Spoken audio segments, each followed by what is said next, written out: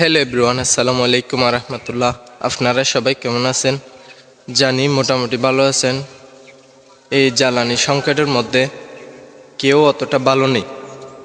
আমি পল্লী বিদ্যুৎ সাব স্টেশনের দায়িত্বপ্রাপ্ত গ্রাহকদেরকে অনুরোধ করে বলতেছি, বিশেষ করে ঈদগাঁও জোনালের যারা সাব স্টেশনের দায়িত্বপ্রাপ্ত আছেন তাদেরকে বলতেছি, আপনাদের এই জ্বালানি সংকটের মধ্যে যে দিন পার হচ্ছে, রাত পার হচ্ছে, আপনারা যে শিডিউলটা তৈরি করছেন, আপনারা যে রুটিনটা তৈরি করছেন, যে কারেন্ট মনে করেন এই একটা টাইমে দিবেন আর একটা টাইমে বন্ধ রাখবেন, এই শিডিউলটা দয়া করে বন্ধ করে দিন। আরেকটা নতুন করে শিডিউল তৈরি করুন, রুটিন তৈরি করুন। কেননা আজান হলে কারেন্ট চলে যায়, জামাত শেষ হলে কারেন্ট চলে আসে।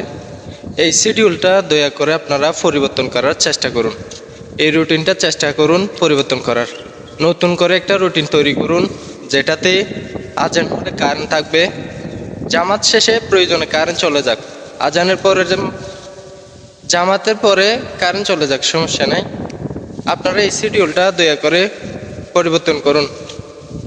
আমি একজন ইলেকট্রিশিয়ান হয়ে বলতেছি, আমরা অনেক জায়গায় যাই, অনেক বাড়িতে যাই, অনেক জায়গায় অনেক মসজিদে কাজ করতে যাই। ওরা আমাদেরকে বলে, প্রতিনিয়তই অভিযোগ দেয়, এটা কেমন? এটা আমারও দেখতে খারাপ লাগে। আমি অনেকবার বলছিও, তবে আমি ভিডিও আকারে এটা আপনাদের মাঝে তুলে ধরলাম। আপনারা এটার প্রতি একটু সদয় হন। দয়া করে আপনারা ওই শিডিউলটা পরিবর্তন করুন। যারা উচ্চ পদধারী আছেন আপনারা তাদের দোহাই আর দেখায়েন না, নিজেরা একটু সদয় হন। অন্তত আজান থেকে জামাত শেষ হওয়া পর্যন্ত কারেন্ট থাকার জন্য একটু ব্যবস্থা করুন। অন্তত আপনাদের আগের শিডিউলটা পরিবর্তন করে নতুন রুটিন তৈরি করে এই শিডিউলটা বানান। আল্লাহর ওয়াস্তে এরকম আর করেন না, এগুলো বেশি কষ্ট লাগে। আমি একজন ইলেকট্রিশিয়ান হয়ে বলতেছি, যেখানে যাই এগুলো অভিযোগ আমাদেরও দেয়।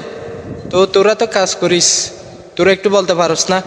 আমরা মুখ নিচু করে থাকি, বলতে পারি না কিছু।